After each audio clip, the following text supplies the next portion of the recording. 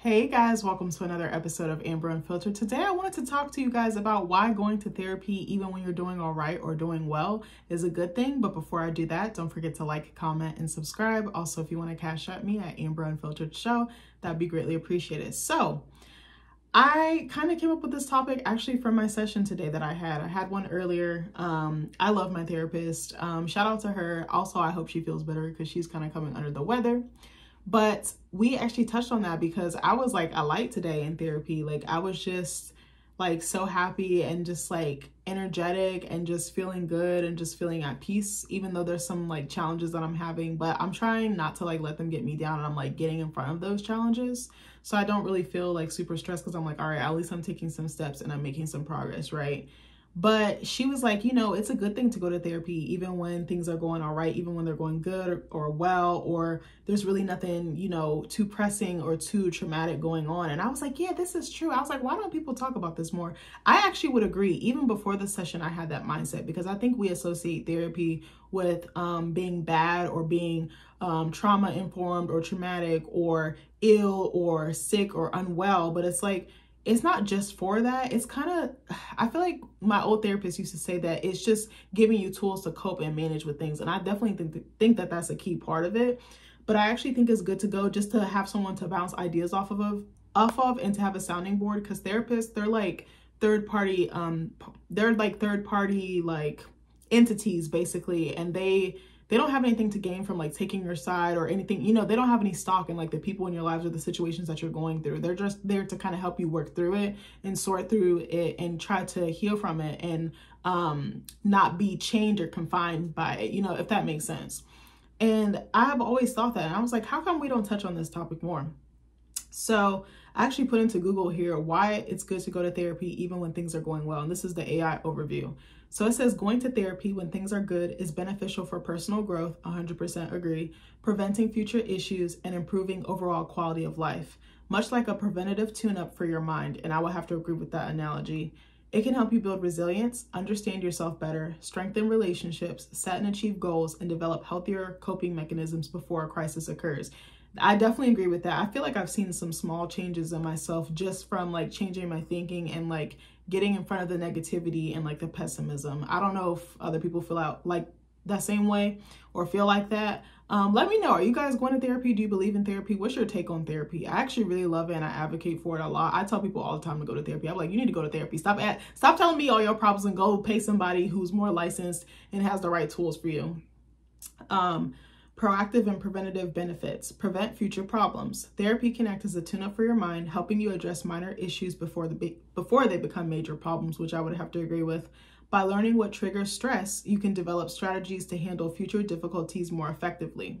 Build resilience. Therapy helps you build resilience, which is the ability to adapt to difficult circumstances.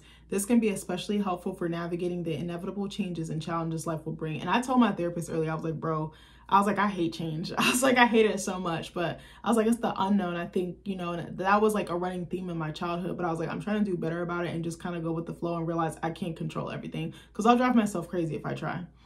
So it says personal growth and self-discovery. Understand yourself better. Therapy provides a non-judgmental space to explore your deeper desires, value, and potential. A therapist can help you make connections between your thoughts, feelings, and behaviors to foster a deeper understanding of yourself. And that's kind of how I feel. I feel like I'm going more into myself and I'm going into the depths of myself and my soul and my spirit. It says identify strengths and goals. You can work with a therapist to identify your personal strengths and clarify what you want from life. A therapist can help you set realistic, achievable goals and create a plan to reach them. I even sometimes feel like just doing that tune-up, like it says, kind of helps you do that on your own. You don't always necessarily need that outside source, but a therapist can be a good sounding board for that. And they can kind of give you that guidance that you need, or just maybe that validation, you know? And it says relationship and life enhancement. Improve relationships. Therapy can help you improve communication and address issues in your relationships, such as insecurity or difficulty trusting others. I'm still working on that. Whether you are single or partnered. Enhance overall quality of life. By building better coping skills and increasing self-awareness, therapy can lead to greater life satisfaction and a stronger sense of calm and balance. And that's kind of where I'm at right now. Like, I've only been with this therapist for a little bit of time, but I just feel like she gives me the space to be me, and she like honors me, but she also validates me, and she also hears me out, and she tries to clarify if she's not certain on something, and she assesses in a way that isn't like demeaning or demoralizing, and she again validates and she confirms. You know, what is the thing, like affirm, confirm, or something like that? You know what I'm talking about. Or reaffirm, confirm, I think that's what it's called. And it says this also can help establish a support system, so it can create a lifeline for your future. Starting therapy when you are feeling well allows you to build a strong relationship with a therapist, which I agree. This established connection can be an invaluable lifeline during future times of need. And I don't know, I just think it's good to go in both, because life is so up and down. There's definitely ebbs and flows, and sometimes you're really going to be struggling in that therapy. I feel like therapy is medicine for your soul. It's medicine for your mind, and it's good to just have that calibrator, like that equilibrium, or like that balance. Like it just kind of helps center you, even if you're going through shit, even if you're not going through shit. It kind of just keeps you in an even keel, and like it anchors you. I think that's the best way I can describe it. Like I feel very grounded and I feel very balanced right now. There's some stuff that I'm like, oh, I'm not sure about this, but I'm like, I'm sure it'll work itself out. I don't need to know right now. I just need to stay planted, and I need to stay rooted and grounded right now in this moment. And like, if you know yourself, I think therapy helps you know yourself. It helps you really, really understand yourself and become really self-aware and become in tune with yourself. You become very one with yourself, your mind, your soul, your spirit, your body, whatever the case may be. Like, I'm telling you, like my intuition and just my confidence and just how I move and how I think now is a lot different than like some months ago or even a year ago. Like I was wallowing. I was like literally drowning last year this time. And now I'm like, yeah, I'm straight. Like whatever it's going to be, it's going to be. That's kind of my mentality. I'm like, even if I don't have the answers, even if it looks uncertain, even if I'm having a little bit of fear or pause or just like anxiety, it's going to work itself out. I don't need to stress myself out about that. I also put into Google, why is therapy good for you? And I really want to harp on this point too, because I think that there's still a huge stigma around therapy. And it's kind of unfortunate, because I think that a lot of people could use it and it's a very helpful tool. Not trying to judge or anything, but I think that even if you have little things that you want to work on, how to communicate, how to have better relationships, is really, all that stuff is interconnected. It's all interwoven. It's like a web, you know, it's very complex. It's very intricate. And therapy can just make you a better person. It can just round you out, and it can make you see the beauty in life. At least that's how it's been for me. So it says therapy provides numerous benefits for mental and emotional well-being. Here are some key reasons why therapy is good for you. Improved mental health. Therapy helps individuals understand and manage mental health conditions such as anxiety, depression, and trauma.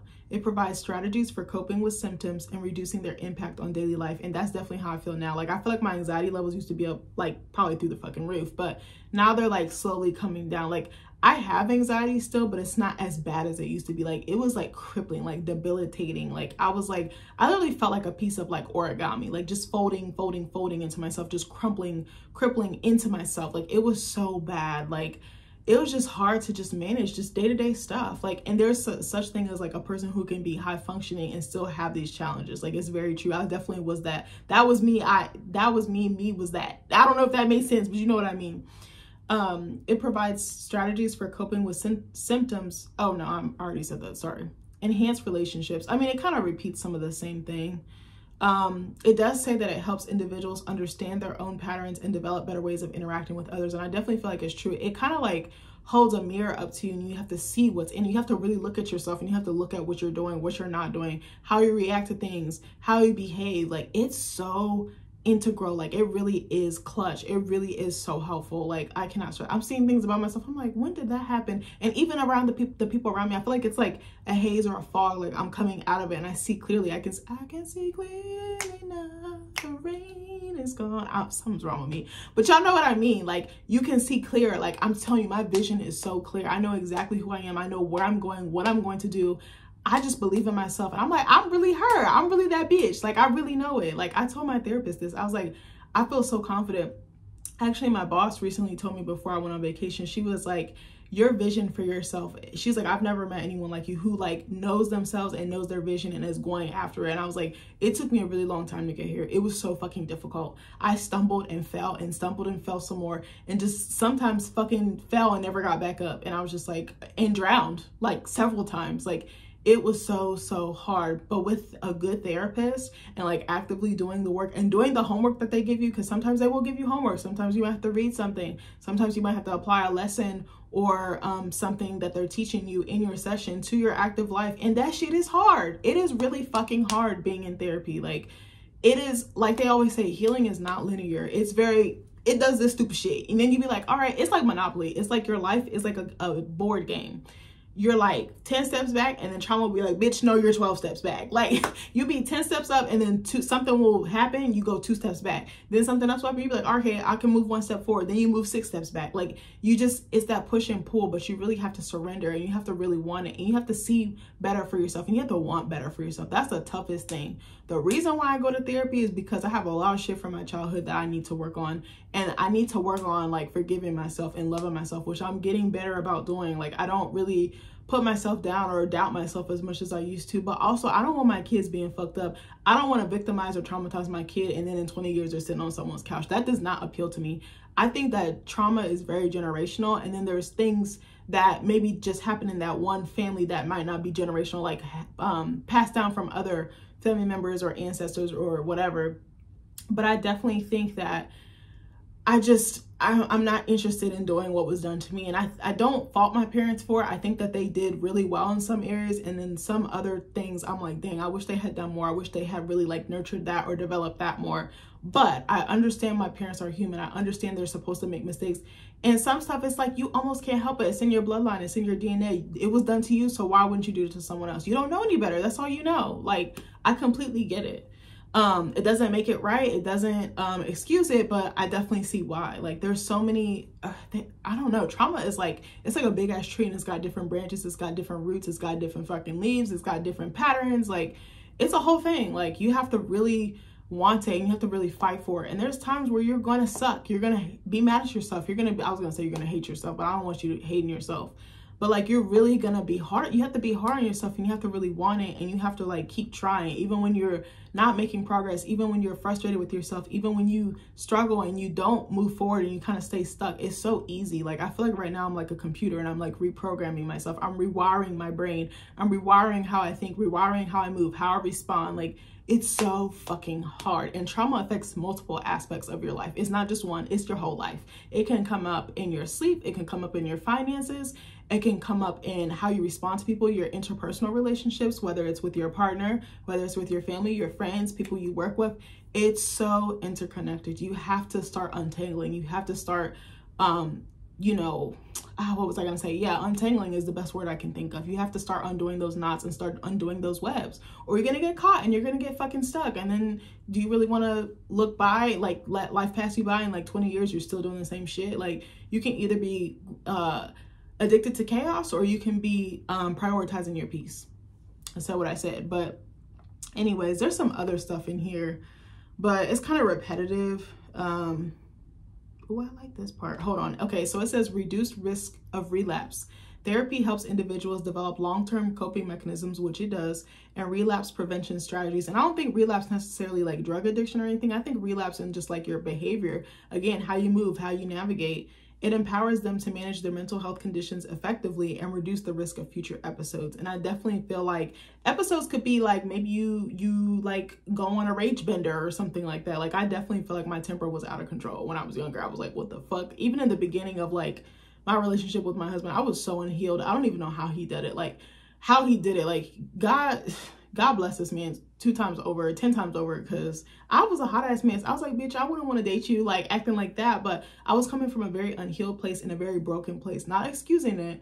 But now I'm like, I got to get in front of this shit, because I can't do it. I can't continue like sabotaging myself, sabotaging my relationship, and potentially sabotaging my future children. Like, not on my watch, bitch. I can't do it. But I don't know. Hold on. I was trying to see if there was anything else that I wanted to add.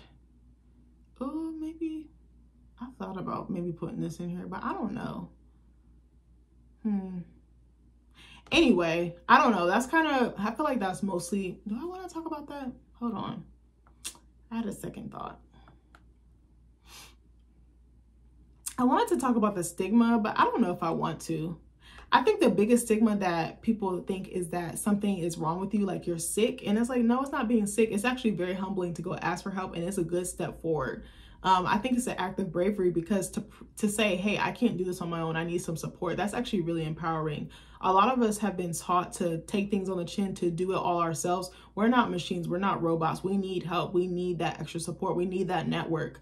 I don't know. I don't really like that mentality, and I don't like the whole, oh, I don't trust someone with my stuff. Like, to be vulnerable like that and to surrender and to really use or apply the tools that someone gives you so that you can heal your mind and your wounds, whether they're emotional, whether they're spiritual, whether they're psychological, that's really powerful to me. I don't know about you, but to me, that says a lot about the type of person that you are, that you want to not fix the issue, but you want to heal from it. I can't stress that enough. I love going to therapy. I've been going for a very, very long time. I implore any of my subscribers to go to therapy, but especially my Black subscribers, whether you're a man or a woman, please go to therapy. It does work. You have to be committed though, and you have to do the work. I don't think I have anything else to say besides that. I'm trying to think. It really does wonders. It does take a long time though. It's not just a one and done. You have to keep going. That's another thing I want to stress. Keep going. Some people will do a couple of sessions or a couple of months worth. No, you have to go. Think about it this way. If you've been eating a PB&J sandwich for 20 years and then someone says, hey, you can have a steak. You don't know anything else. All you know is the PB&J. But then someone says, the steak right here, it's got the rosemary potatoes, it's got the béarnaise sauce, we got some rolls, we got some carrots. What are you going to do? You're going to go for the PB&J, or you're going to go for the steak? Go for the steak. That's your healing, right? That's kind of the analogy that I want to make. Like, you have the power to change. You just have to want it. And fuck what anyone tells you. Fuck if anyone judges what you're doing. Do it for you, because it does matter and it does make a difference. But anyways, I love you guys, and I'll see you in the next video. Bye.